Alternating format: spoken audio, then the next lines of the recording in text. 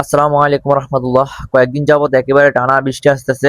একেবারে কয়েক মিনিট বা কয়েক ঘন্টা একটু বিরতি দেয় বৃষ্টিটা, আর না সারাদিনই একেবারে ঝিরঝির করে বৃষ্টি আসে। তো একটু হাঁস-মুরগির দিকে খেয়াল রাখতে হয় বৃষ্টি আসলে, যেহেতু বৃষ্টিতে আসলে এগুলো ভিজলে হয়তো বা অসুস্থ হয়ে যেতে পারে। অসুস্থ বলতে ঠান্ডা লেগে যেতে পারে। মেইন কারণই হচ্ছে ঠান্ডা লাগার কারণটা। ঠান্ডা লাগলে হয়তো বা একটু অসুস্থ হয়ে যেতে পারে এক একটার কারণে, মানে হঠাৎ করে ঠান্ডার থেকে আরো বড় কয়েকটা রোগ হয়ে যেতে পারে। তারপর আস্তে আস্তে ছোঁয়াছুঁয়ির কারণে মানে একেবারে সবগুলো মারা যেতে পারে। যেহেতু এখন কম আছে, তো ইনশাল্লাহ কয়েকদিনের ভিতরে আমরা মুরগির ডিম বসাবো, সেখান থেকে আমরা মুরগির বাচ্চা ফুটিয়ে ব্রুডিং করে বড় করার চেষ্টা করবো ইনশাল্লাহ। আগের ভিডিও আমি বলছি এই মুরগির বাচ্চা বড় করব, তারপর আপনাদের ইনশাল্লাহ দেখাবো ওইটা। তো হাঁসের বাচ্চাগুলো আমরা ছেড়ে রাখছিলাম সারাদিনই মোটামুটি বৃষ্টির ভিতরে ভিজছে আর কি।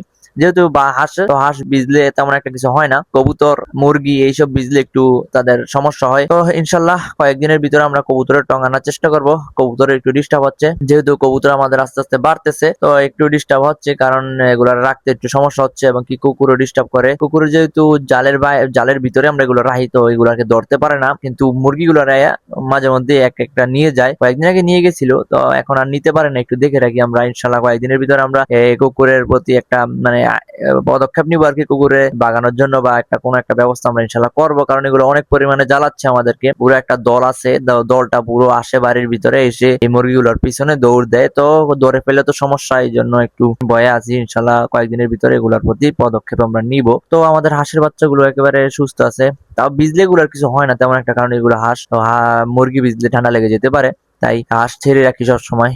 বড়গুলো ছেড়ে রাখি। কিছুদিন আগে আমরা আবার একটা বড় হাঁসের মানে চীনা হাঁস বড় একটা খেয়ে ফেলছি বেডা, মানে এটা বলতে পুরুষ যেই একটা হাঁস ছিল আমাদের, দুইটা ছিল, দুইটা থেকে আমরা একটা খেয়ে ফেলছি, আর একটা রয়েছে। ইনশাল্লাহ এগুলো রাখবো, এগুলো আর বিক্রি করবো না, ইদানিং বিক্রি করবো না। এই বাচ্চাগুলো আছে যেগুলো, এইগুলো রেখে দিব, আর ওইগুলো কিছুদিন পর আবার বিক্রি করে দিব। তো আলহামদুলিল্লাহ আমাদের এই মুরগিগুলো প্রায় 6 থেকে 7 মাস হয়ে যাচ্ছে।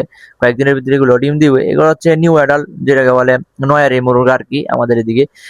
এটা হচ্ছে মানে সবাই নয়ারি বলে, নয়ারি বলতে আমাদের এদিকে নয়ারি বলে, আর অনেকের এদিকে অ্যাডাল্ট, মানে যে যেরকম বলে আর কি, নিউ অ্যাডাল্ট। তো এই হাঁসটা হচ্ছে কয়েকদিন ধরে জ্বালাচ্ছিল বলতে এটা ডিম দিয়ে বসেছিলাম। তো এটা বাচ্চা হওয়ার পরে কয়েকদিন আমরা এই হাঁসটাকে বাচ্চার সাথে রাখছিলাম। তো এখন আর রাখি না, কারণ একটা মুরগি দিয়ে আমরা সবগুলো বাচ্চা রাখি।